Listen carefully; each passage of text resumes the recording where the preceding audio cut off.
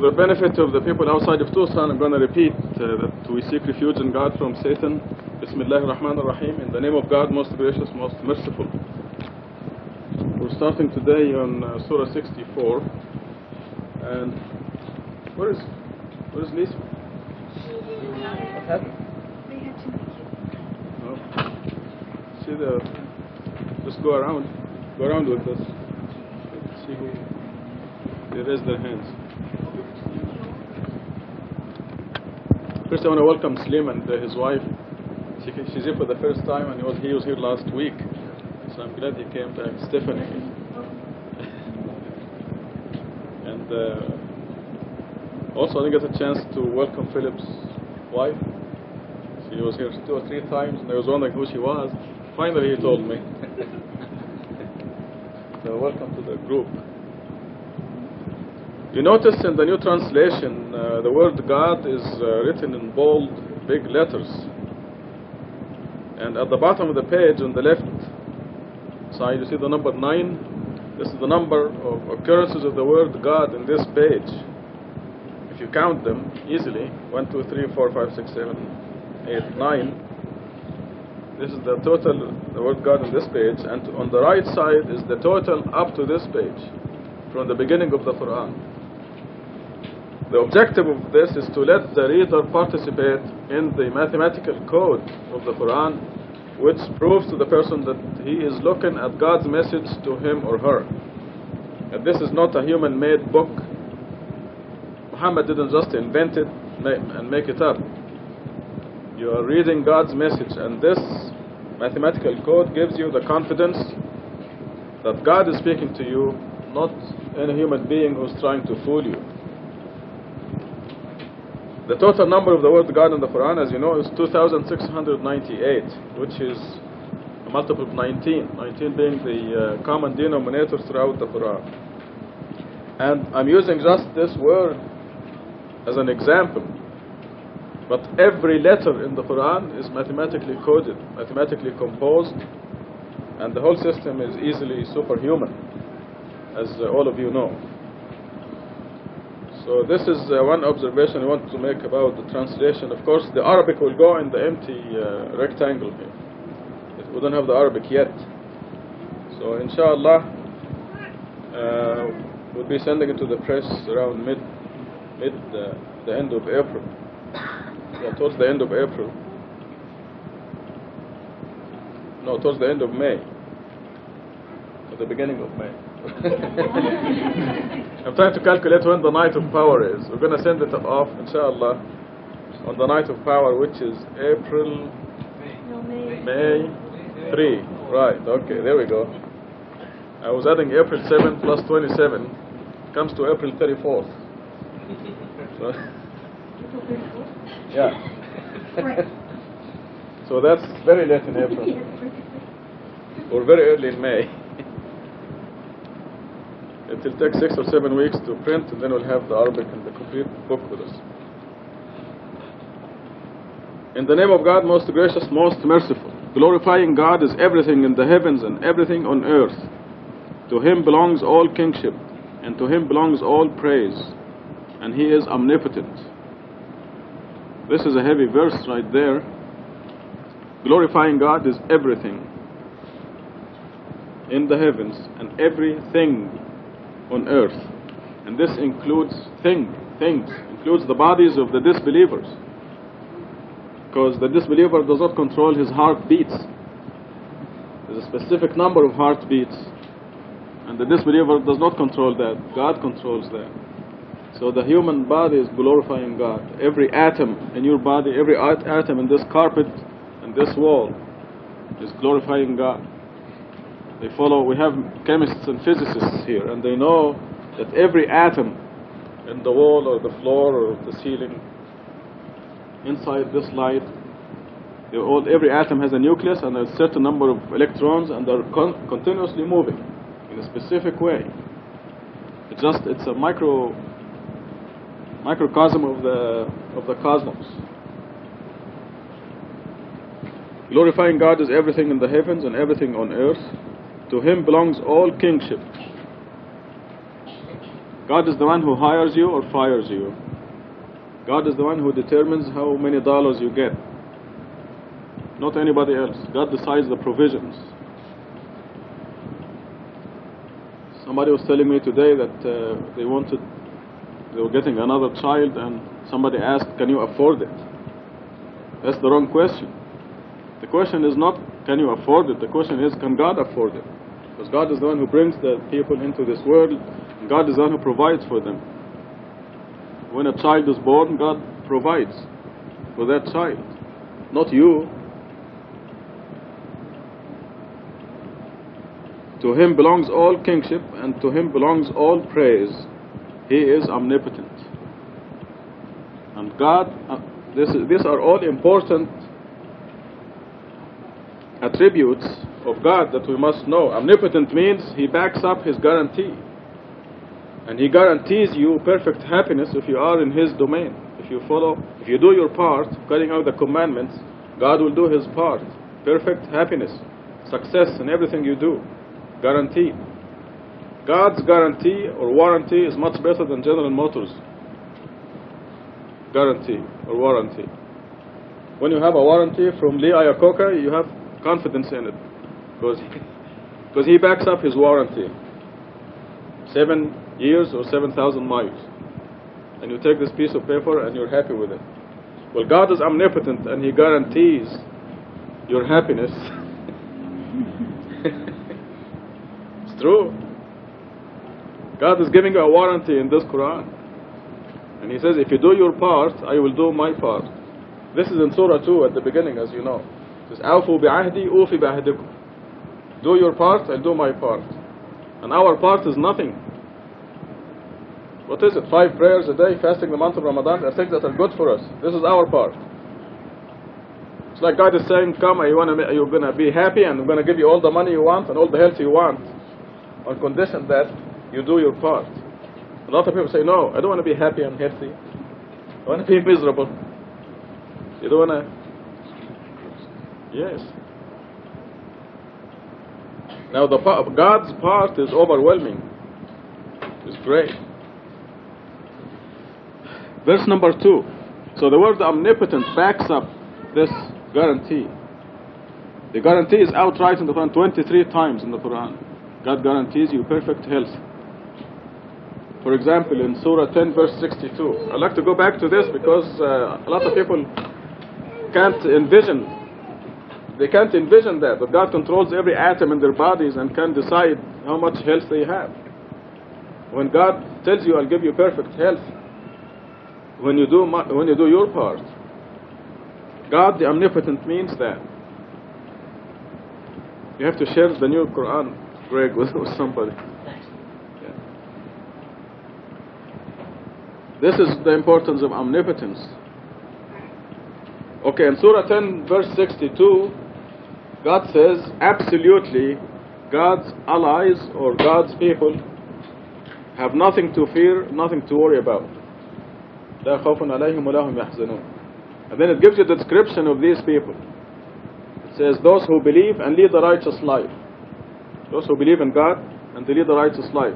They're nice people, they're honest, truthful, and their God is their God. God is always in their mind. In everything they do, everything they say. Those who believe and lead a righteous life. For them is happiness in this world. I'm quoting now. Quoting those verses. Verse 62 of Surah 10.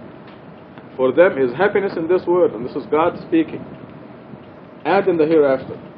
So this warranty or guarantee from God is repeated 23 times in the Quran.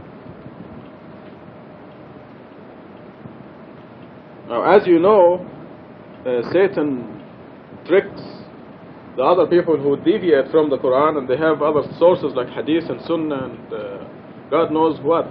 All kinds of sources besides the Quran. The number one Hadith goes like this.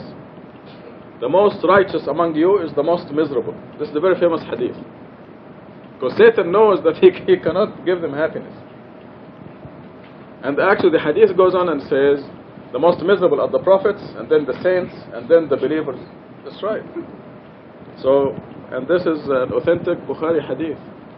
And goes directly against the Quran. The Quran says otherwise. It says those who believe and lead a righteous life are guaranteed happiness. I'm going to go back a little bit again and talk about the title of the surah, Mutual Blaming. Mutual blaming is one of the names of the Day of Judgment. It's called the Day of Resurrection. It's called the Day of Judgment. It's called the Day of Reckoning. It's called the Day of Mutual Blaming. Because this is the day when a lot of people will be blaming each other. You're the one who told me this. No, you're the one who told me this. You took me out of that place. You took me into that place. So there'll be mutual blaming.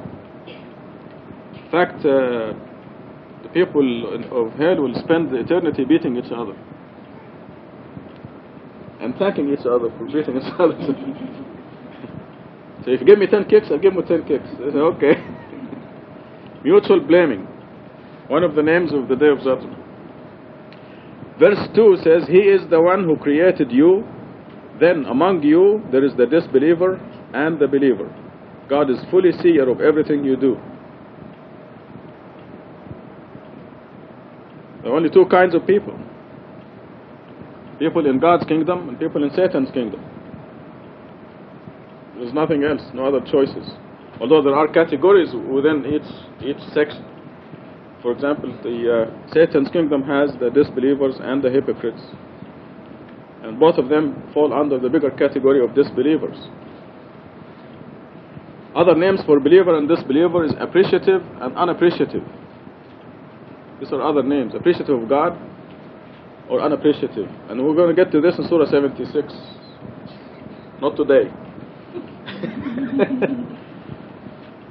But these are the other synonyms of believer and disbeliever. Appreciative and unappreciative. Because God gave you a lot of good things in advance. And then He asked you to show your appreciation. Let us take, for example, your eyes. Just your eyes. And I've shared this with some of you before. If you're walking out in the street and somebody puts a gun to your head, and he says, your eyes or five prayers a day, what will you do? Not your eyes or your money. You're going to say, you either give me your eyes or promise me to do 5 prayers a day. Well, what will you choose? If this is a real... That's right, easily, right? So God gave you your eyes in advance. If you want to appreciate them, just close your eyes for a couple of minutes.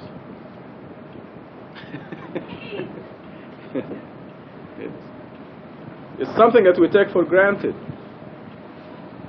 I hope none of you is colorblind, but if you look around and you see the red, the blue, and the green, and all these nice colors, God's people are perfect anyway, so you notice. Alhamdulillah, thank God, we all have 2 eyes each. So God gave you these eyes in advance, and He said, you do 5 prayers a day. Appreciative and unappreciative. The people who are not worshipping God alone are not appreciative. I didn't mention the lungs or the kidneys. Nobody will want to substitute God's kidneys for the technologically advanced artificial kidneys that they have. They're small now. They're only about 6 feet tall and 4 feet wide and 3 feet deep. And these are the most advanced kidneys. They take the patient's blood completely into the machine, and it's not as good. And you should see those people. So we thank God. He gave you all these things in advance. Number 3, He created the heavens and the earth for a specific purpose. Designed you and perfected your design. Then to Him is the final destiny. Footnote 64:3 says, we are in this world due to God's immense mercy and most gracious will to redeem us after we committed the gross blasphemy. See the introduction in Appendix 7. You know, a lot of people say, why did God bring me here? I didn't want to come here. Because they don't understand why we are here. If they read the Quran, they will know why we are here. and they will realize that we committed a gross crime billions of years ago, and God decided to give us a chance to redeem ourselves, to denounce idol worship. But the majority of people insist on idol worship. The vast majority of Christians insist on worshiping Jesus, and the vast majority of Muslims insist on worshiping Muhammad. It's just a human nature.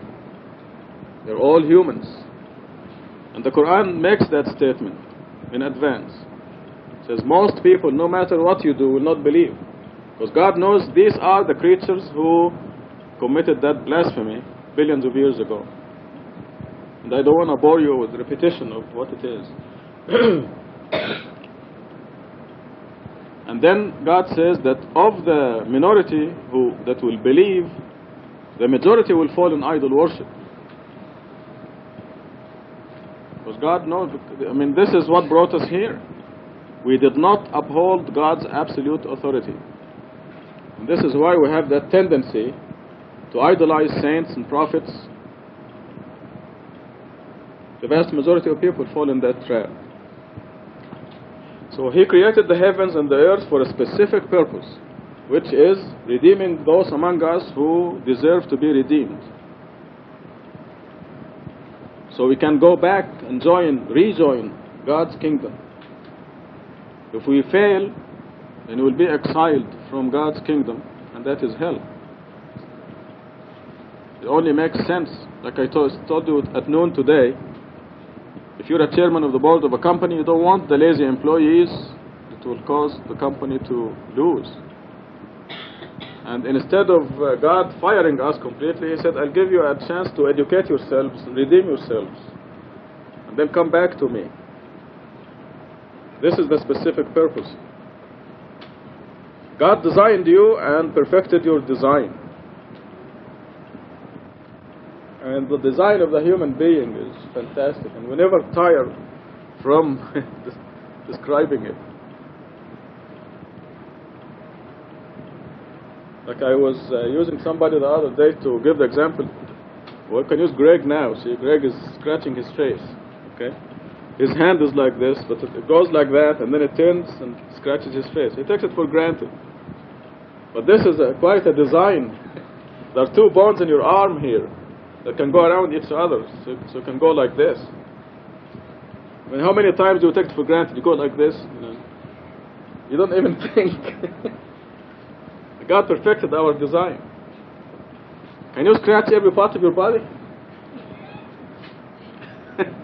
This is God's design. Your arm is not too short. You can reach every inch of your body. Not me, but if I maintain the natural weight, I will. So it's my fault. If there is any flaw in your design, it's your fault.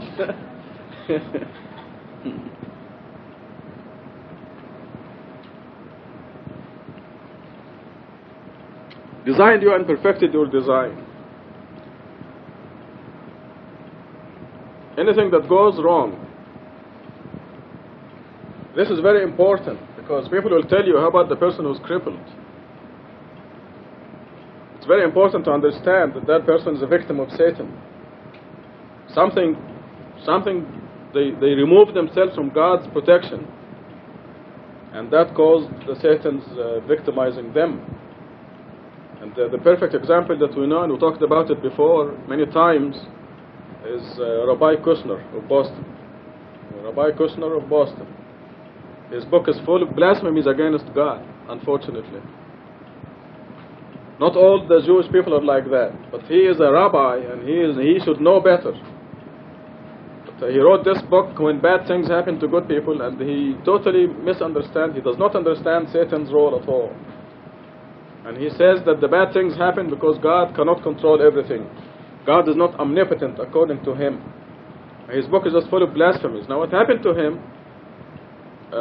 his son was born with this progeria disease, rapid aging disease. And in 14 years he died. So what happened was, Rabbi Kushner, by blaspheming against God in this manner, he removes himself from God's protection. And And Satan fooled around with the embryo, with his son, when he was inside the mother. And the child was born defective. So, whose fault is it? The child was victimized by Satan. And Rabbi Kushner was victimized by Satan in the same way. Because God guarantees your health through the angels, God's angels. God has some of the best surgeons in the world. If you are to, anything wrong happens in your body, they can go in your body and fix it. Alaykum salam. And Satan has the same ability because he was an angel. So remember that any flaw is a result of Satan's interference. But when you look around here, this is the basic design of God. Designed you and perfected your design. Then to him is the final destiny. When he gave you 2 eyes, because some people have accidentally lose 1 eye, so they have another spare. Even though everyone is perfectly guarded, nothing happens against the will of God. And God promises to protect you as long as you are in his domain. He gave us 2 kidneys in case one of them stops for some reason. And remember, 2 ears and 1 mouth. I should learn from this and stop talking. I'm put on the spot here because General Spooner went AWOL. He was supposed to be here talking. He called from Memphis today. He's alright, by the way.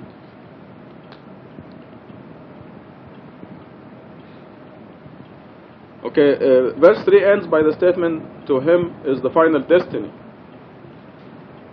Okay, so every one of us is going to go back, and if we did our part, we'll be prepared to join God's kingdom. If we did not do our part, and we did not develop ourselves, we will not be able to be there physically. God forbid. The people who did not prepare themselves will go to hell on their own volition. God will not put anybody in hell. They will go to hell on their own volition. And we have examples. The bugs. You put the light fixture on and you screw it in very tight, and still the bugs, they work very hard to work through this thread and go inside to die. This is how the human beings do. They work very hard to go to hell. So God gives us lots of examples in this world.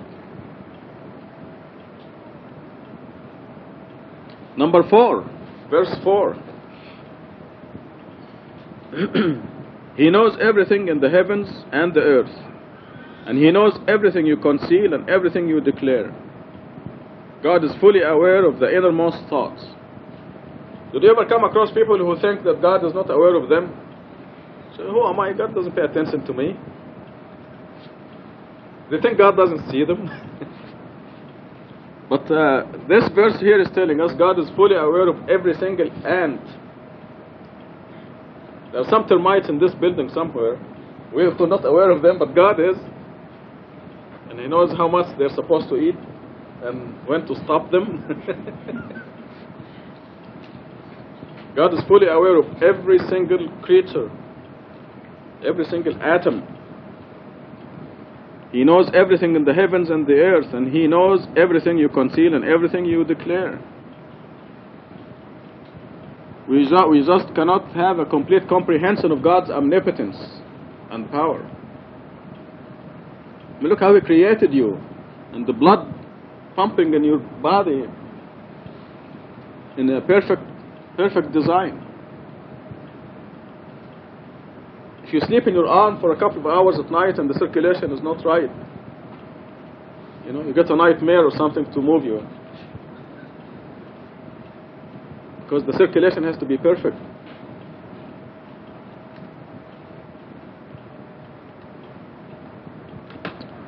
He knows everything you conceal and everything you declare.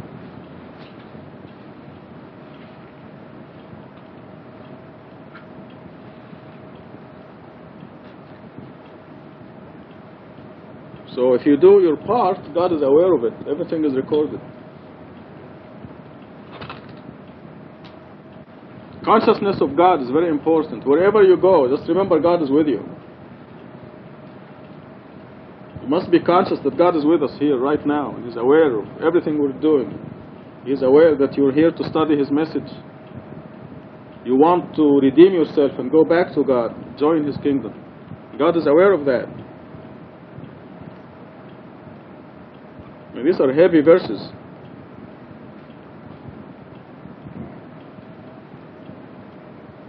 Verse number 5 says, "Have you noted those who disbelieved in the past, then suffered the consequences of their decision? They incurred a painful retribution." God is teaching us from the past history, and these are factual observations. We know that Pharaoh drowned in the sea. We know that. We know that Moses and the believers crossed the Red Sea.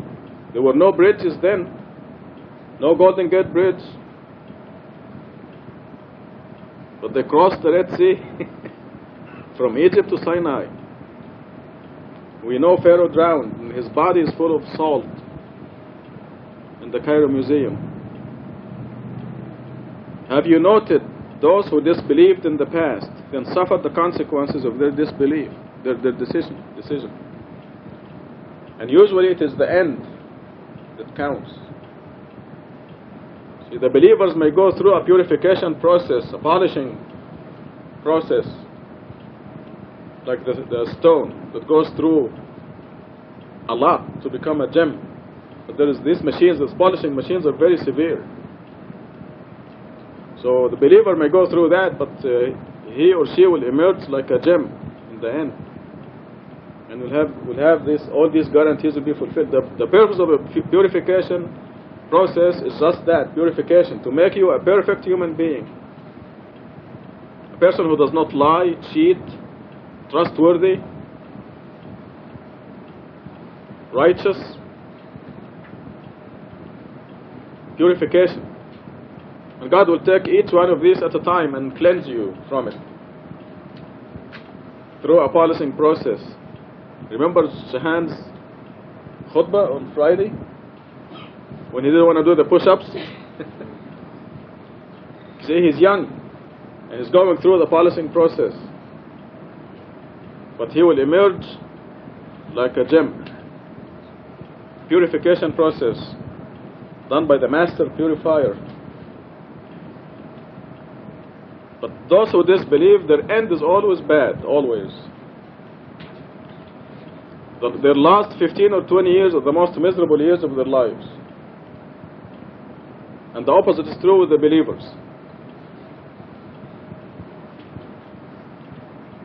I think tonight we're going to come to the law that says that nothing happens to you except in accordance with God's will. This is one of the two important laws. The other law says nothing happens to you except as a consequence of something you have done. These are negative. Nothing except. Nothing happens except as a consequence of your work.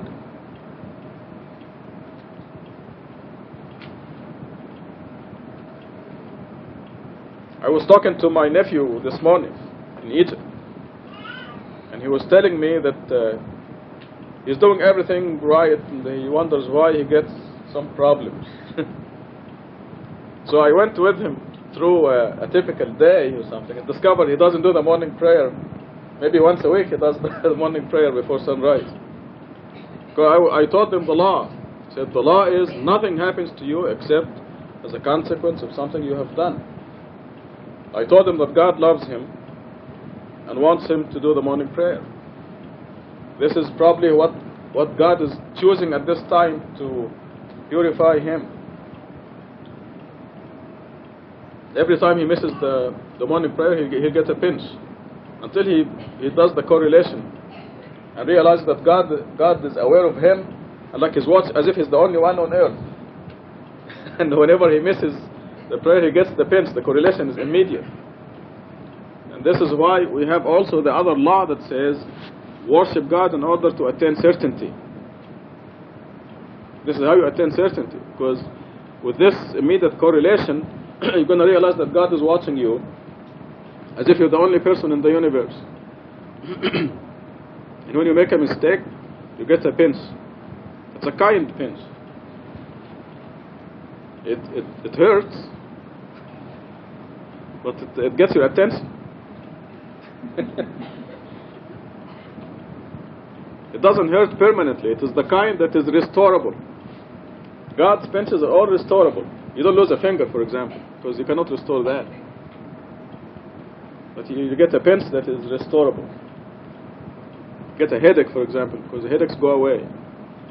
You lose a few dollars, but you can get them back, multiplied manifold.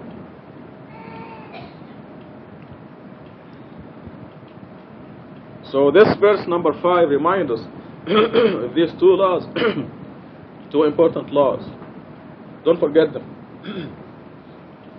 I think we're going to get to the one that says nothing happens except in accordance with God's will. I believe it is in this surah. Oh, okay. And the other law says nothing happens to you except as a consequence of your work. Nothing happens. I mean, it's quite a statement. Begins with the statement, nothing. ما أصاب من مصيبة إلا بإذن الله. Starts with the negative. Number 6. This is because their messengers went to them with clear proofs. But they said, shall we follow humans like us? They disbelieved and turned away. God does not need them. God is in no need, praiseworthy. See, they made a mistake when they said, shall we follow humans like us? Because the messengers are not the ones that are being followed. It is God's instructions that are being followed. The messenger is one of the people around, is the same as they are, and he himself is required to follow the instructions. So we are all following God when we look at God's teachings and follow them. But here their ego is an important test. So we're told that the painful retribution that is in verse 5 came to these people because their messengers went to them with clear proofs. When Moses threw the staff, became a serpent in front of Pharaoh and swallowed everything else, and he still did not believe. God made the Nile into blood in front of them. They couldn't drink for 7 days. And they told Moses, ask your God to give us water again, we will believe. As soon as he became water again, he said, na na na na na na. We will not believe.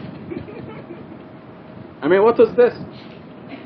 Frogs, lice, locusts, 9 plagues.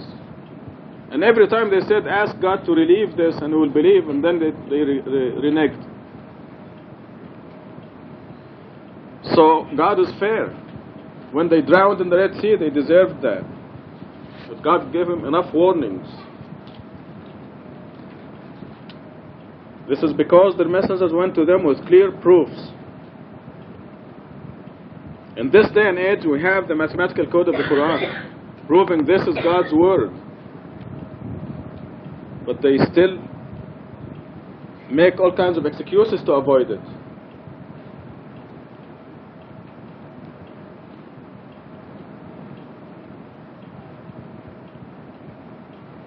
For 7.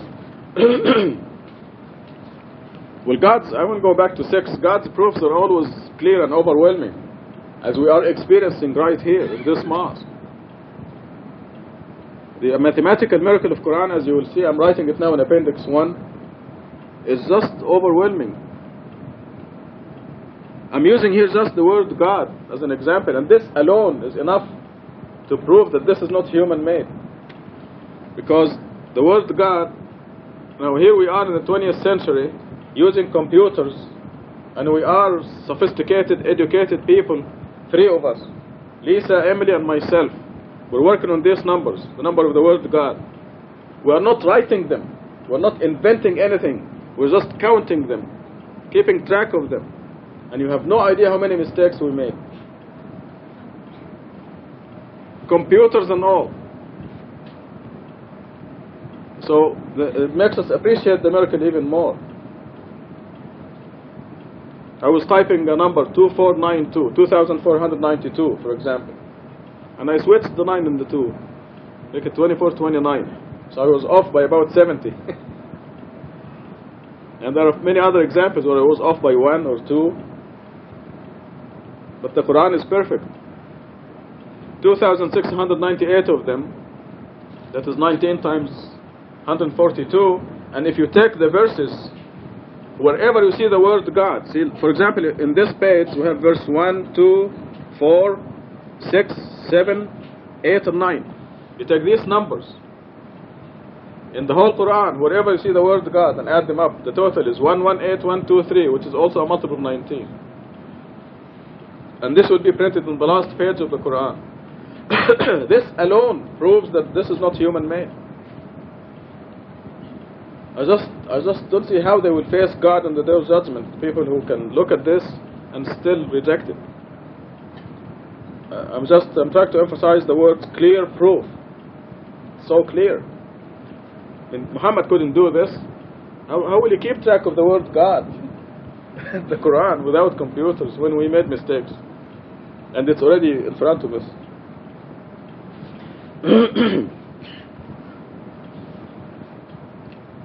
Verse 7, those who disbelieved claim that they will not be resurrected. Yes, indeed, by my Lord, you will be resurrected and you will be held accountable for everything you have done. This is easy for God to do. And God set the system so it is automatic. Tomorrow morning before sunrise, you're going to have 2 choices to make. You have a decision to make. You're going to get up before sunrise and do the morning prayer, or you will not. Only 2 choices. If you force your body to get out of bed and do the morning prayer, you will grow. Your soul will grow. And to put it in our world's terms, you will make a deposit in your post-retirement account. A few $1 million.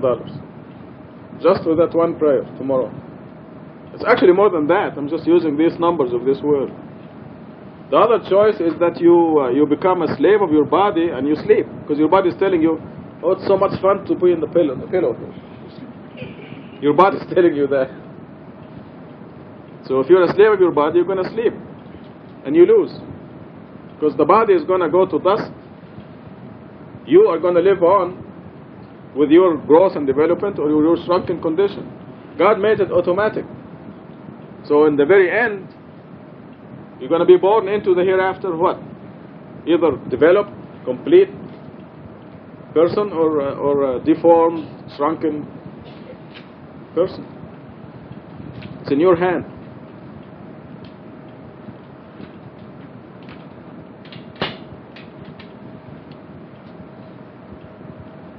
Those who disbelieved claim that they will not be resurrected. Yes, indeed, by my Lord. Remember, these are mathematically composed letters. God is telling them, yes, indeed, by my Lord. This is the Quran speaking, by the way. Yes, indeed, by my Lord. You will be resurrected and you will be held accountable. You'll be held accountable in this manner. Remember in Surah 17 where it says, nobody will need to be asked, what wrong did you do? It will be obvious who developed and who did not develop.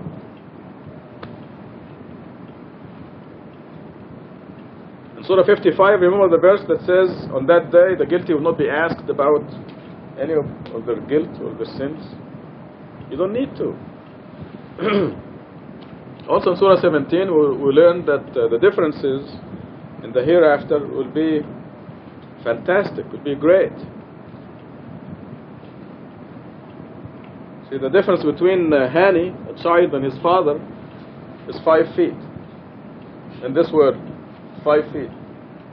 But in the hereafter, the difference between the people will be like somebody will be as big as a cat, and the other will be as big as Phoenix, Arizona, or the state of Arizona. So, the person as big as a cat, you're going to ask him, what did he do wrong? It's obvious. The difference will be huge. See, we're really tiny, we are very tiny. An angel can hold the earth in his hand, see? And you can be as big as that. Remember, we were all in the same company, billions of years ago.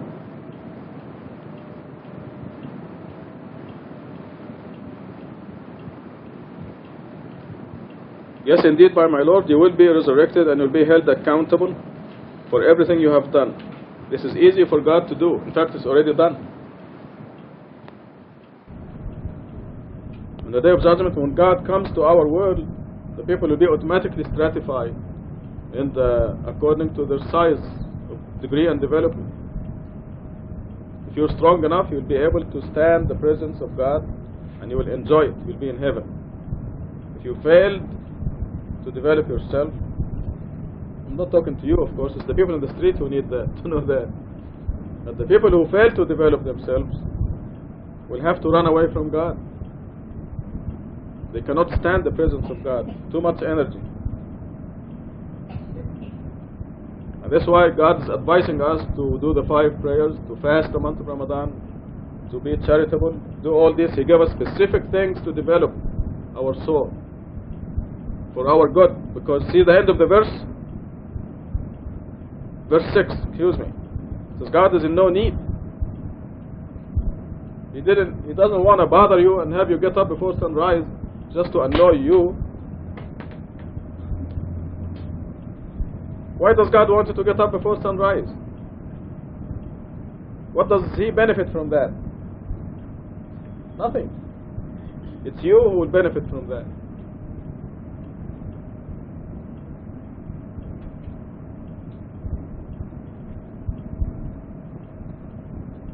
As a matter of fact, my nephew was complaining what the specific problem was, the depression, that gets depressed once a month or something. And this is directly related, if you remember Douglas's khutbah, it is directly related to being up in the morning, early. Remember the hat with the light? And that research that was done indicated that people who had extra light in the morning, not at night. Is this right, Douglas? In the morning. So it's not just, you cannot lengthen the day from the night side. It is getting up early in the morning that induces certain chemicals in your head and causes the depression or not. There is a direct correlation. Those who study statistics, the correlation is 1.0 between sleeping too much and headaches and depression. If you sleep more than 8 hours a day, you're guaranteed to have headaches and maybe depression. So God is advising you for your own good. God is in no need. Number 8.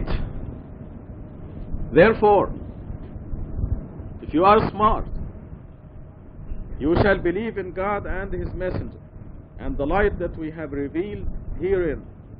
God is fully cognizant of everything you do. This is God's message to the people.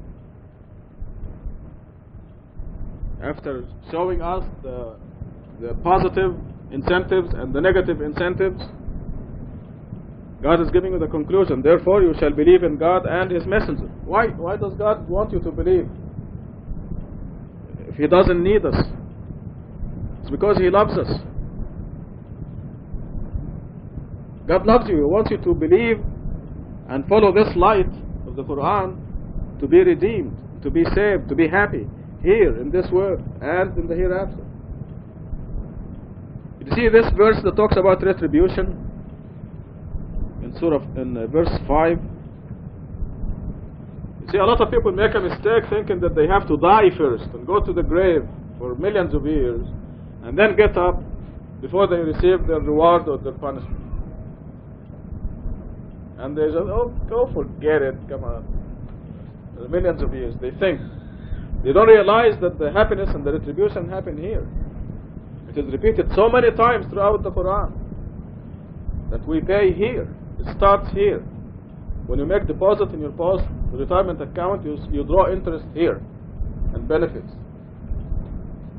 in this world.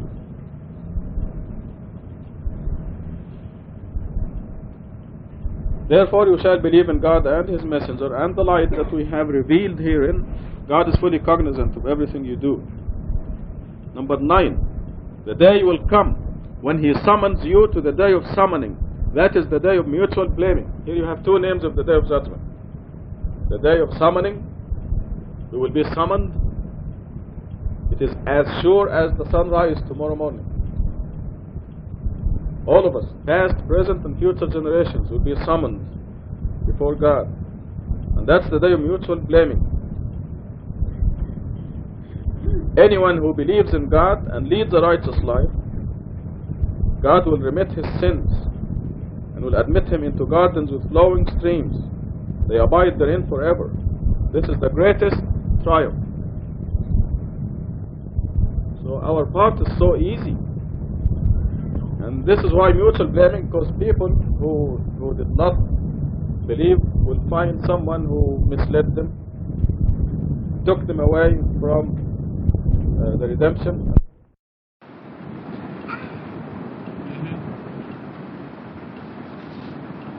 And also this describes the selfishness of these believers.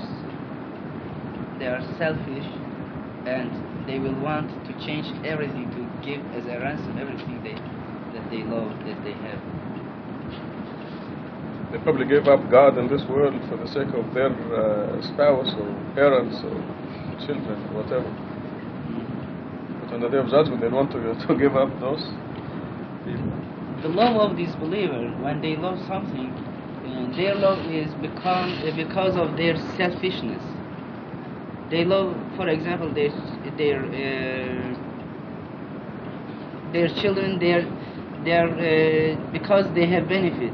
They do not love anything they don't expect benefit. For example, they do not do anything secretly. They good things, and because they are in fact selfish. But apparently, you may not see it. Any people who do not believe in hereafter, they are selfish in this world. Let's go on. 15.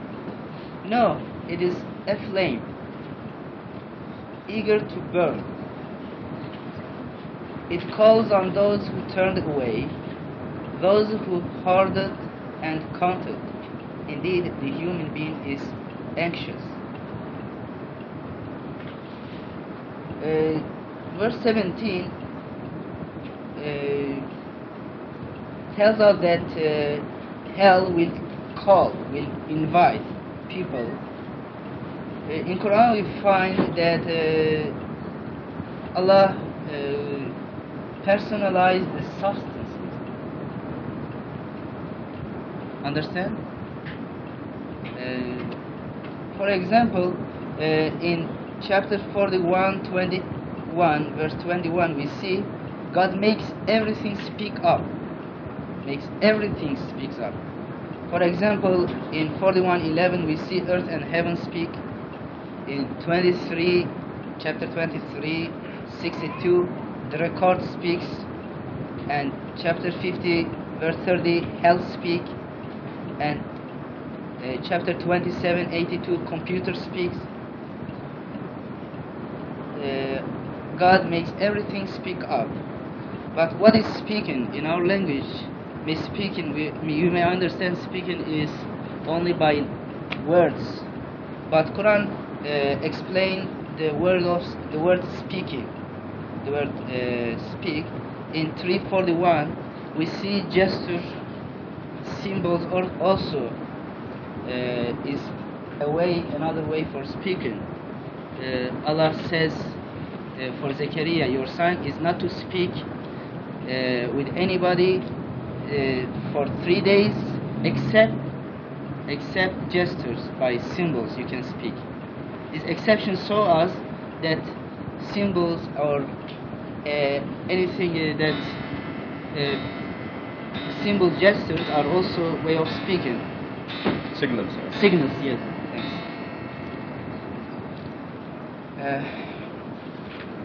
Verse 18, those who hoarded and counted is the one of the important character of these believers. They hoarded the earthly goods, and they are so they are very careful about the substances of this world. 19. And also we can see this character in chapter 74, verse 12, 15. And verse 19 is very interesting. Indeed, the human being is anxious. In Arabic, we see it has been created as anxious. The word has been created. I searched about this because Allah says in chapter 95, verse 4-5, لَقَدْ خَلَقْنَا الْإِنسَانَ فِي أَحْسَنِ تَقْوِيمٍ. We have created the human being in the best manner. Allah, and in another verse, please open 32, chapter 32, verse 7.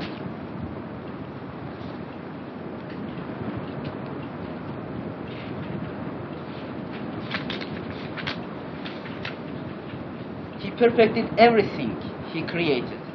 He perfected everything He created. Allah's creation is perfect, but here we see that human being has been created anxious. Apparently, we may see a contradiction between those verses. But if we carefully research on the word khalaqa, we see in Quran when God say about our creation, when mentioned about our creation, He says خلقنا الإنسان, خلقنا, we created. And Allah, when mentioned about His creation, He says always He created best, in best manner. But here it is خلق, has been created, not we created. How do you say in English for this? خلق, unknown. The subject is unknown here. Passive is passive tense. Passive, yes, passive tense. For example, we can see the passive tense in chapter 4:28. It describes the weakness of human being. خُلِقَ الْإِنسَانُ. You can see that verse, and also the human being has been created. Has the chapter 21:38, and when Allah describes the weakness and anxiousness and hastiness of the human being, He always describes this as khuliqa, not khalaqna. It shows us with our free will we change our creation. Where is Martha? Is Martha here? Okay, what is the grammatical, what is the term, linguistic term for something that was created instead of I created? Oh, okay, so it's passive is right. I wasn't sure.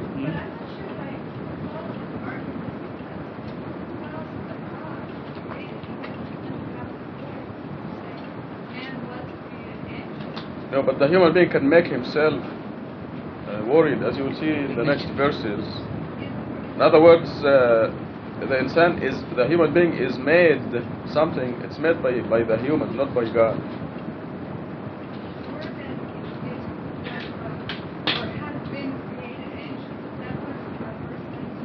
Yeah, right. We can see in Quran, فَتَبَارَكَ اللَّهُ أَحْسَنُ الْخَالِقِينَ. Allah is the best of the creatures, the best creator of creators. أَحْسَنُ الْخَالِقِينَ.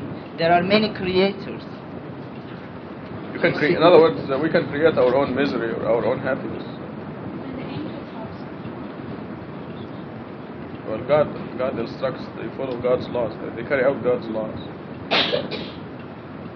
وَقَدْ خَلَقُوا إِفْكًا. Also they create lies. Just to bypass this linguistic tricks.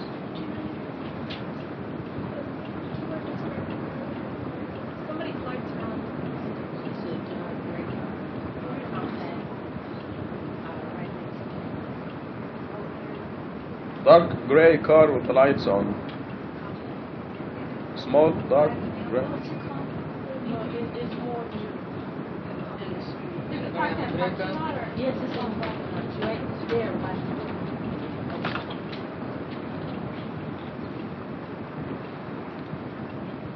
Yula, get the makeup card next time. Not now.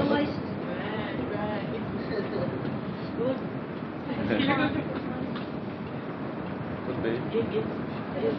But Emily will find out.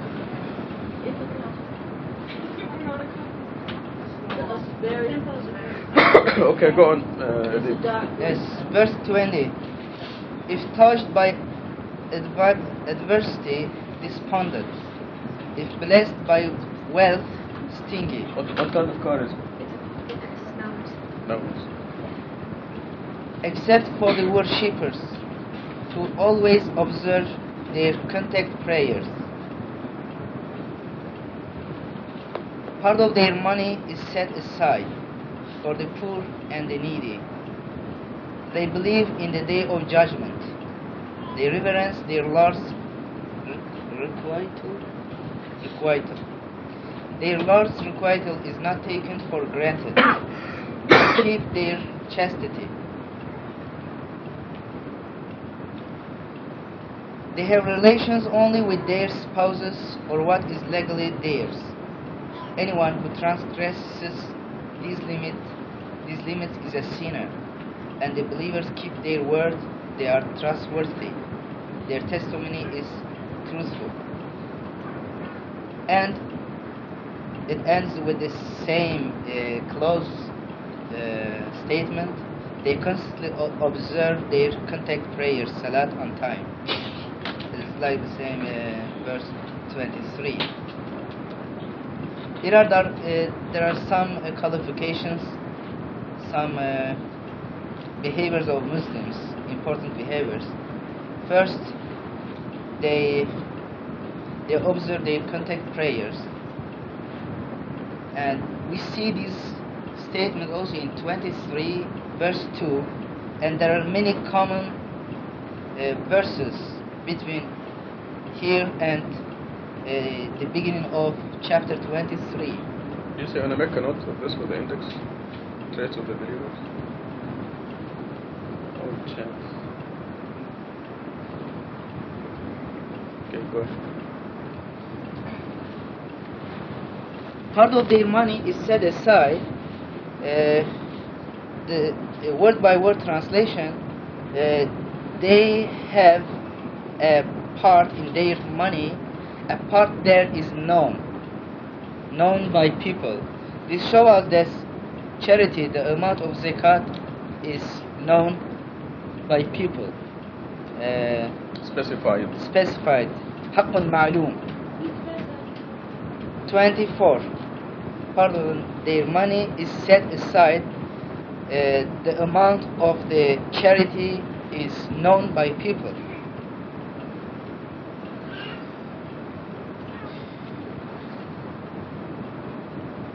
Give me this back to the grid. Okay. Specified portion. Yes. A specified portion of the money is set Specified. aside. معلوم.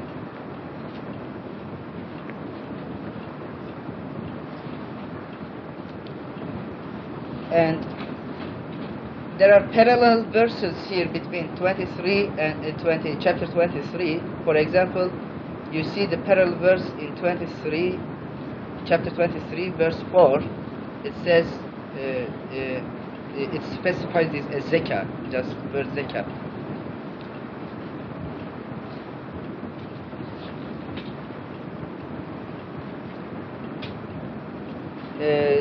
Verse 30,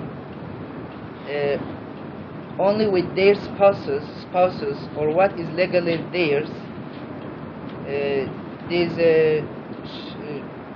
is about captives of war. No, it's not. It's not?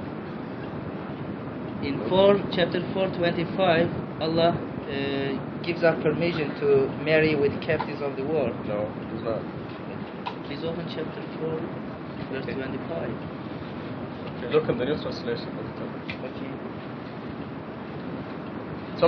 Edip inherited some of the old stuff where they had wars and captives. And what is legally theirs covers all the methods of marriage in the world. There are places where there is no marriage, but a man and a woman will live together forever and have their children, and the society will know that these belong to each other. You don't have anything like that. So the Quran covers all the situations.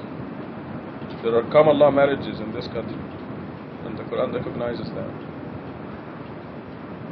That's what legally theirs means. Interesting.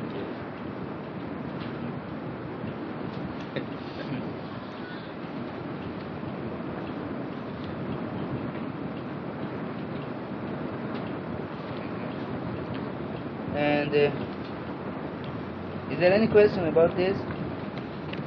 I have a few comments. Yes. Let me talk about. Okay, 425 talks about slaves. Hmm. 425 talks about slaves. Yes, slaves, you can marry with them. Right, but not war captives. Oh, okay. Okay, this is very important to note that the people who do not observe, the worshippers who do not observe the contact prayers are anxious. Anxious, I really want a stronger word than anxious. In Arabic, halu'a is worried, always worried, nervous and anxious and worried, always worried. A human, yeah, jittery and worried, depressed, and anxiety and worry. If touched by adversity, they become despondent, and when blessed with wealth, they are stingy. Okay, now you can ask yourself these questions: Do you worry?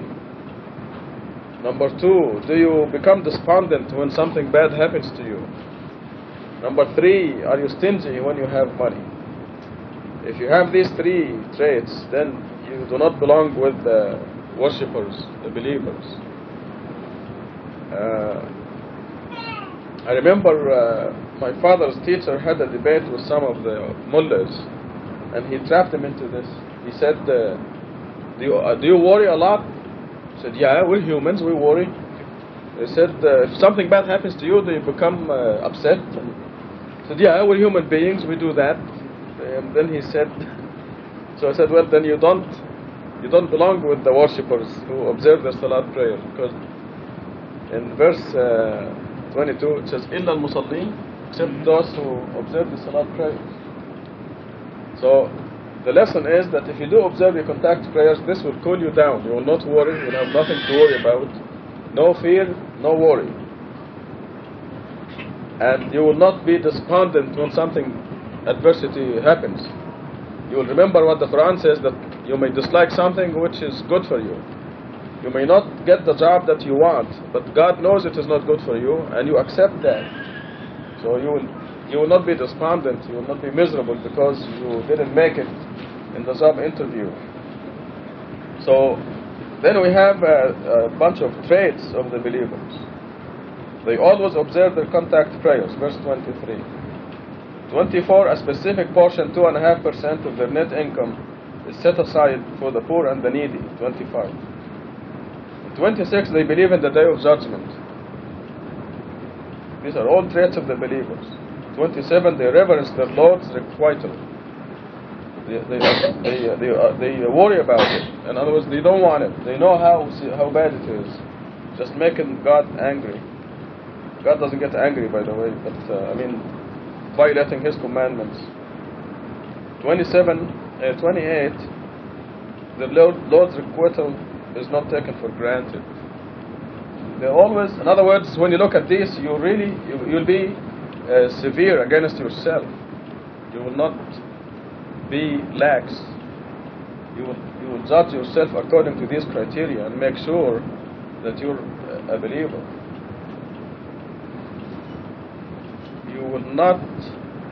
You will be strict with yourself.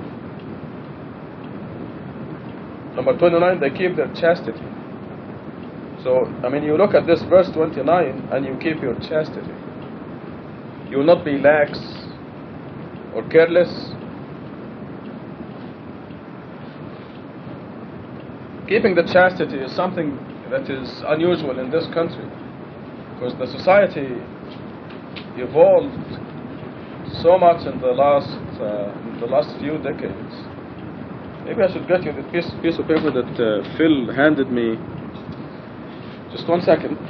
It's appropriate to this.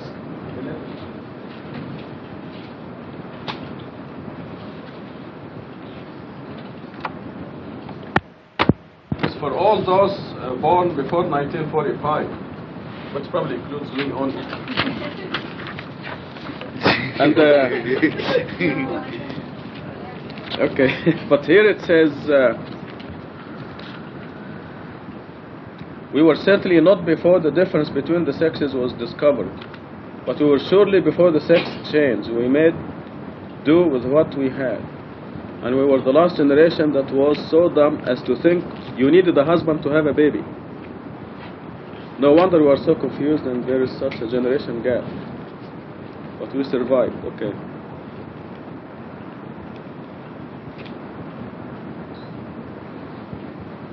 I think there are some other points here that along the line that we were the last generation that was so dumb as to think you needed a husband to have a baby. So in other words, what happened in the last few decades is really very harmful to the people. And we see what happened with AIDS, the spread of venereal diseases.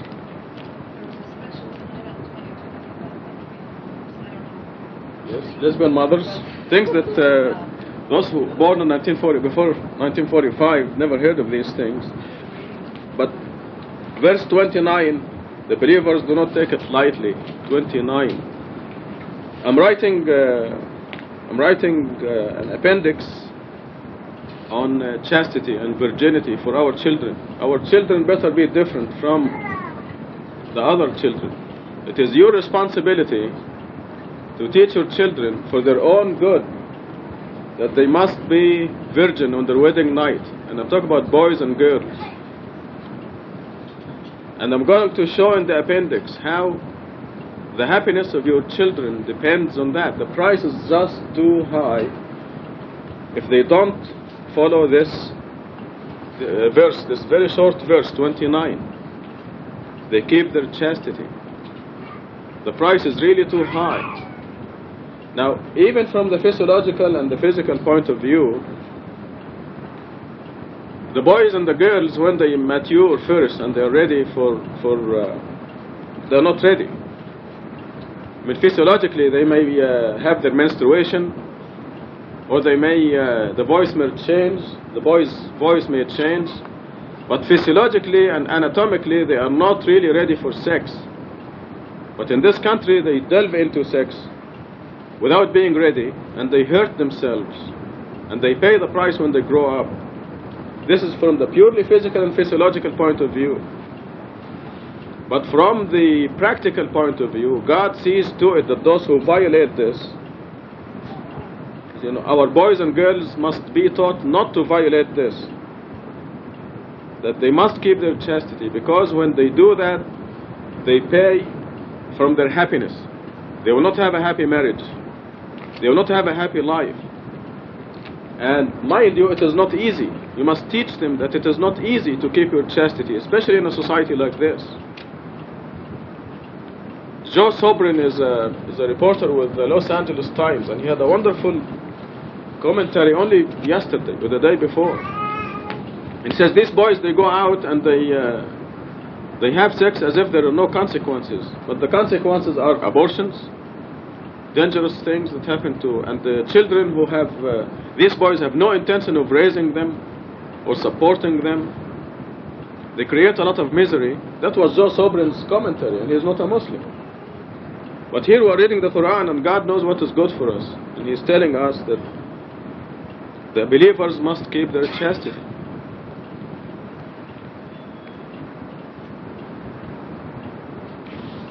All of you are young, and you have children who are growing, and I want to repeat and emphasize and re-emphasize that it is your responsibility. If you just do your part, God will do the other part. You cannot just leave them to the world out there.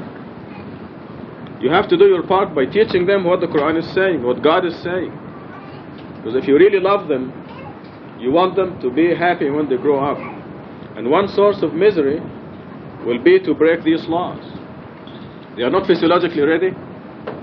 They'll be breaking God's law, and the price is too high.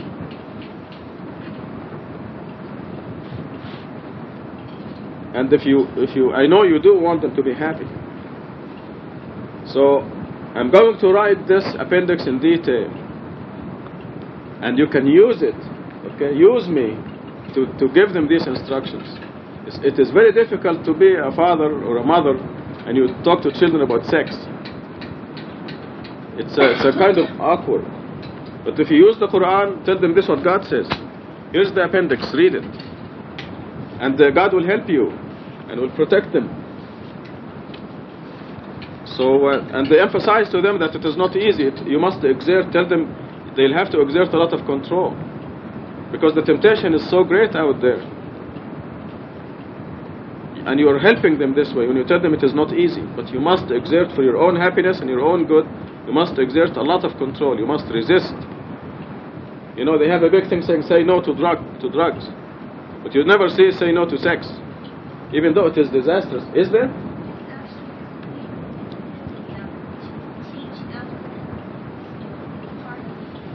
But subhanallah. Okay.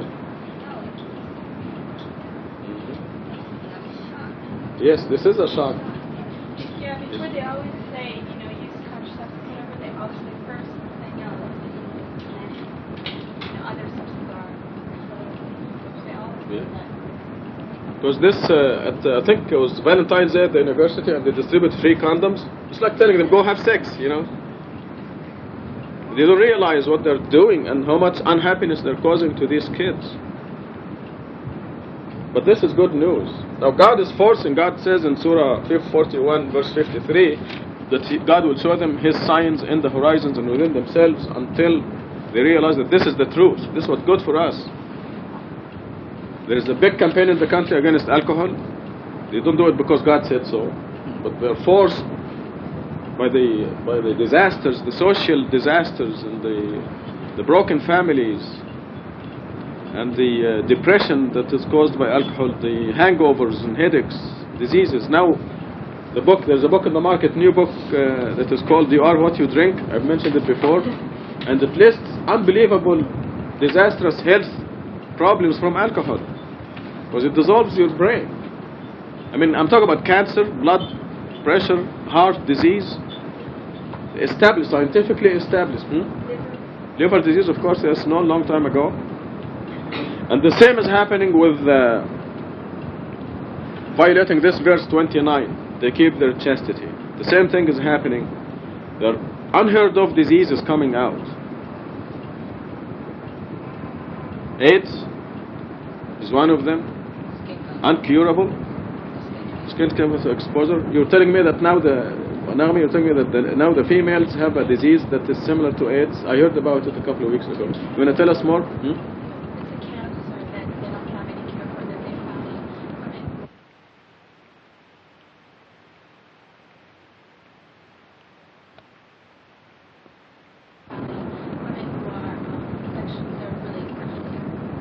Young girls who are sexually active because they're not physiologically ready.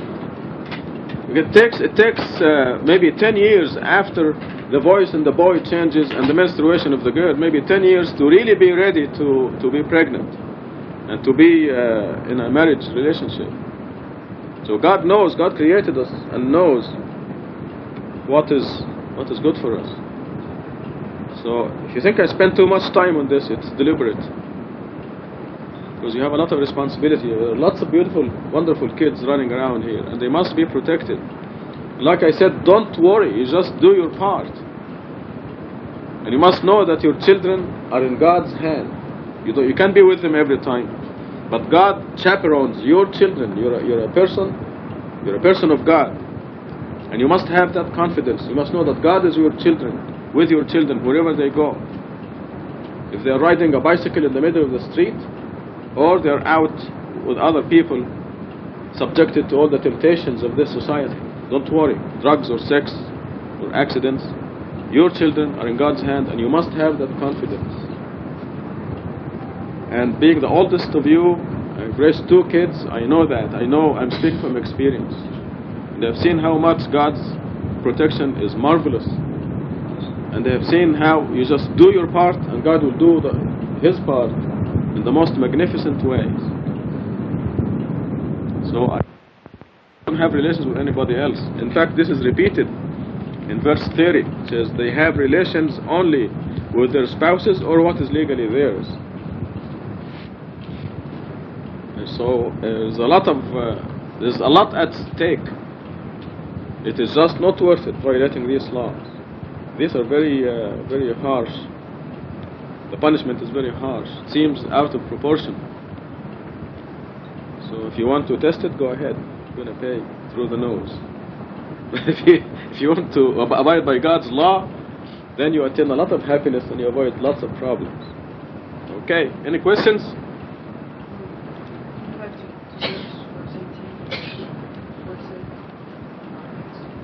Yes. How do you determine whether or not someone's selfish? What if someone's giving money or something and they just Right, they're being selfish. Like the fellow who donated $1 million to the cancer center, but it had to be announced over the microphone in the stadium. Okay. This is showing off, and he's doing it for selfish reasons. Maybe, I mean, he has to be a believer in God to give things secretly, but the criterion is whether the person is cutting a portion of his money and giving it to the poor or not. The minimum is 2.5%.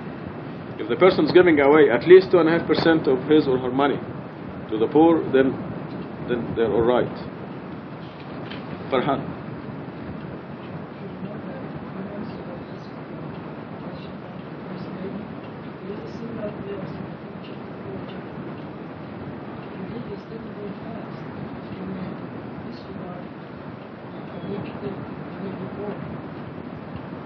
Yes. This is verse 30. Yeah.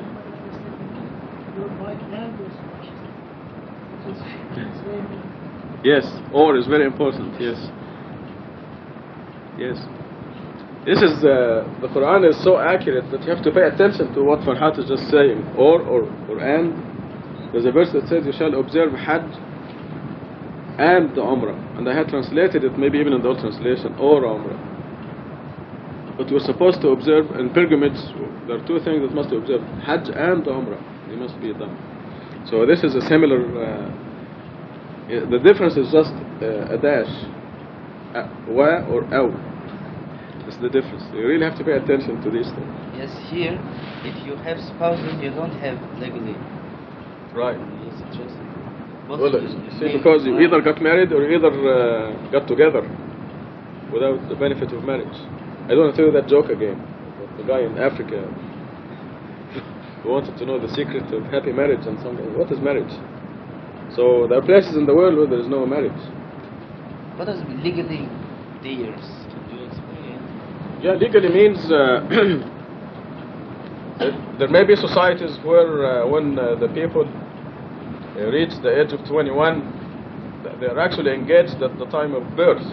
In some of those societies, they had a boy in the family and said, this would be for my daughter. Okay, that's the tribe chief or something. Then the daughter is not born yet, maybe. But these are political connections. So when they reach 21, they ship the boy and the girl into their new house and they become husband and wife forever. She's legally his and he's legally hers. But there was no marriage ceremony or no such thing as marriage. So the Quran must cover all situations. They legally belong to each other. In this country, common law marriages are legal as far as God is concerned. There are two people who decided to live together forever and raise a family. The intention is for being together forever. They don't go through the state and the papers and the priest or the justice of the peace or anything. But they live together forever, and that's legal as far as God is concerned. Many places like psychiatric hospitals and what have you, the adolescents that have the most serious emotional problems, the ones who come in with the most serious symptoms, typically the children of parents who were illicit, engaged in a lot of illicit sexual activity and committed adultery. A lot of these young people, they don't have any sense of genuine love and attraction. They, in fact, even at times express hatred and resentment toward their parents because they can't see their parents act with no seriousness.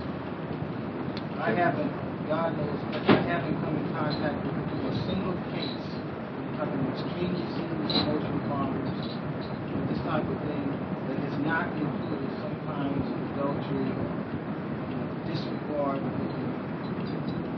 for marriage. By the way, I must clarify that when I talk about problems in marriage, there are always problems in marriage, but for people who keep their chastity until their marriage, they will have the regular problems of bickering over the budget and what to be spent where and which house to pick out and which room should be the living room and which room should be. These are normal problems. I'm talking about serious problems that are the price of the improper marriage.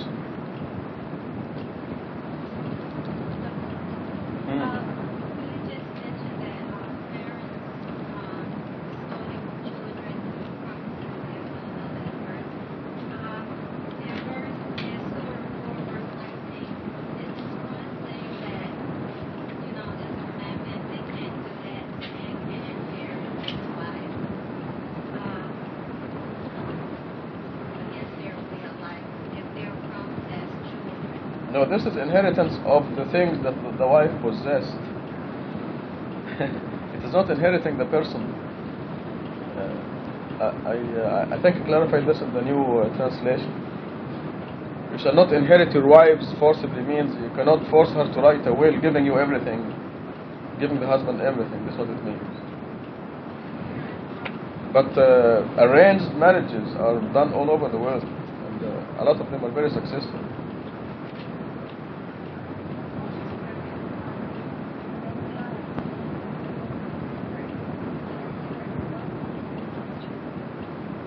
Well, this is prohibited in the Quran. Marriage against anybody's will is prohibited in the Quran anyway. So this, if a man inherits the wife in the sense that you're saying, and she's happy and he's happy and they get married, fine. And widows can get married, there's no problem.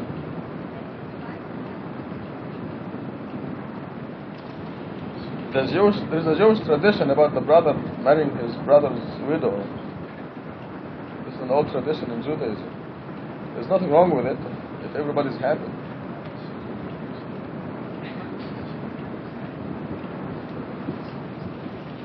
Yeah, well, no, this is against the Quran. Pardon? Speak slowly. There are quite a few societies.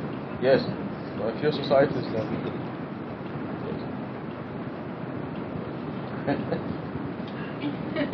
Actually, in this society, you find everything here in this society. Any other questions? Marie?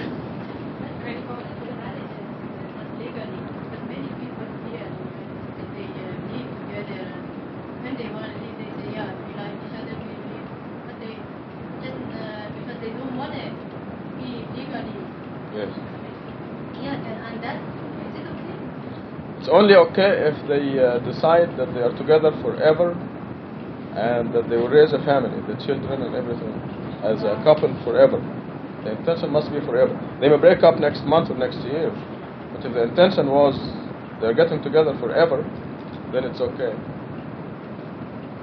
It is not okay to get together with the intention that if things don't work out, goodbye. Because most of them, they don't want to have that responsibility. Right. If they want to live and maybe they can have a baby by living, but I think they don't want that. They have that responsibility, and but maybe they live 15 or more than that years. Like I said, if the intention was that they live together forever, then it's perfectly all right. Because married people, Yeah. they don't want to. Right. He put his intention. Yeah. Some people get married and one or both have the intention of not being together forever. That's prostitution.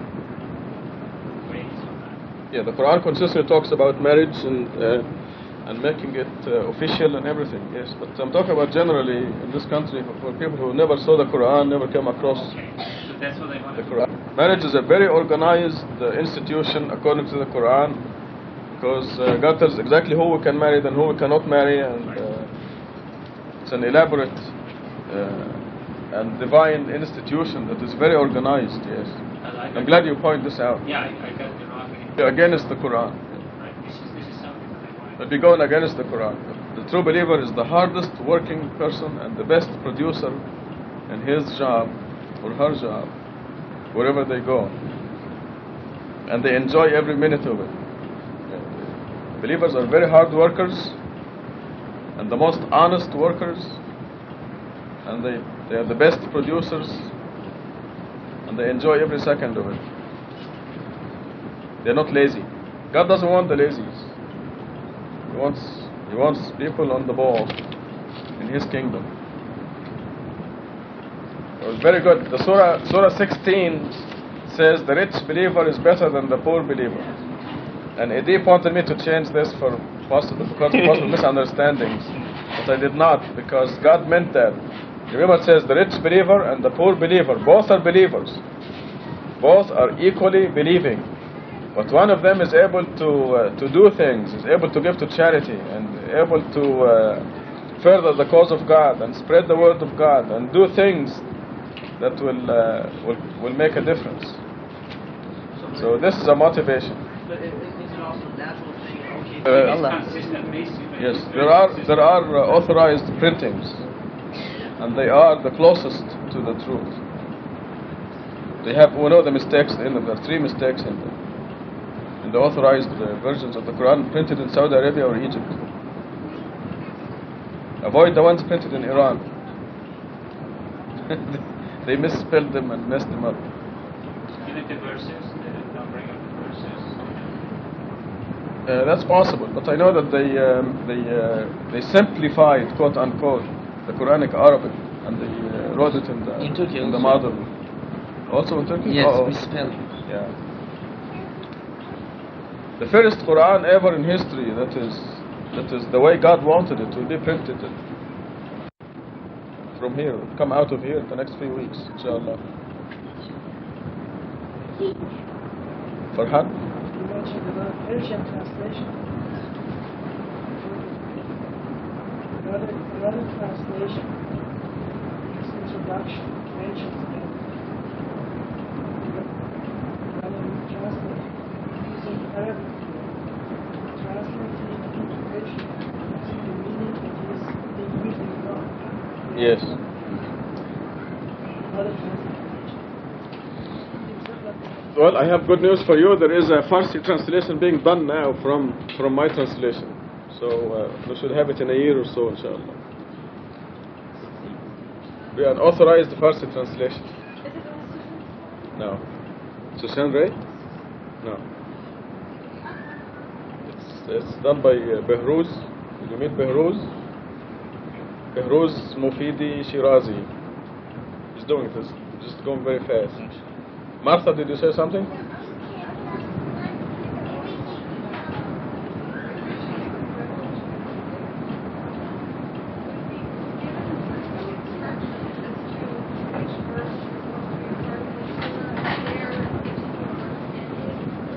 You're not reading your Muslim perspective, Ya Mushrif.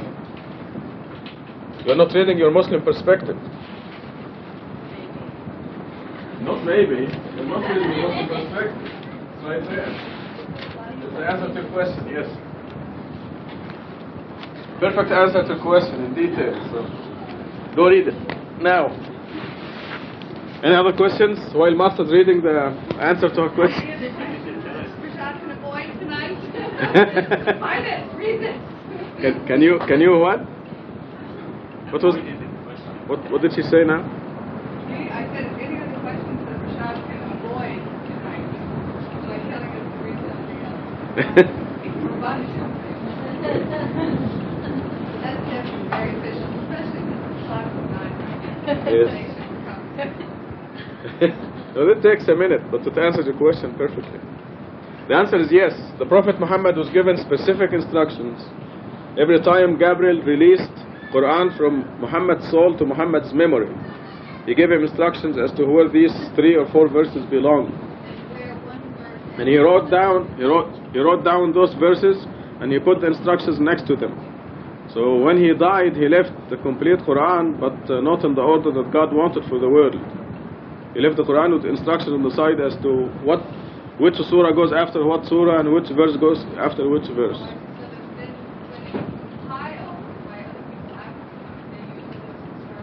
Exactly, they followed the instructions, they put the Quran together, but then Satan tricked them into adding 2 verses. And that was during Uthman time. And this triggered the war between Ali and his family and Umayyads. And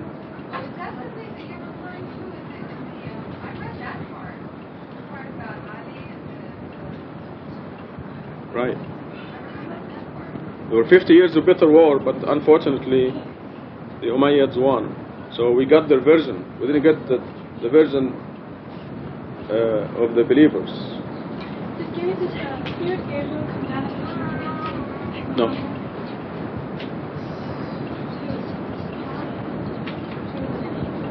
He was an angel.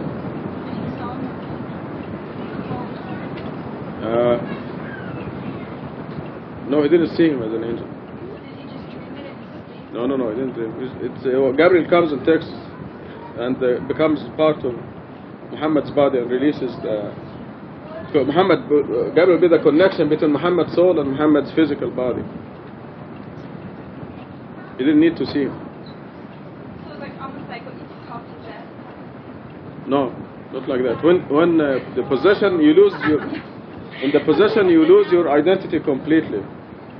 If you are possessed by an angel or a demon or whatever, Naghma disappears and the other entity takes over completely, and you have no consciousness at all. But Muhammad is fully conscious. He just had these words come to him, and he will write down the verse. It's come to his memory, just like you're remembering something. You remember that you took a final exam 3 days ago, and the questions were this, this, and this, and you can write them down. So this is how he You knew received. that all along it was the Spirit giving. Oh yeah. Okay, well, whatever your dearest wish is, turn to God and ask Him for it. The best wish being to stay on the right path. Al-Fatiha. Bismillah ar-Rahman ar-Rahim. Alhamdulillahi Rabbil Alameen. Ar-Rahman ar-Rahim. Maliki Yawm al-Din. Iyaka na'budu wa iyaka nasta'in. Ihdina as-sirata al-mustaqim. Sirata alladhina an'amta alayhim. غير المغضوب عليهم ولا الضالين. By all means, look at that miracle on the wall and thank God, because there is no doubt that we are the luckiest people on the face of the earth. Alhamdulillah. Congratulations.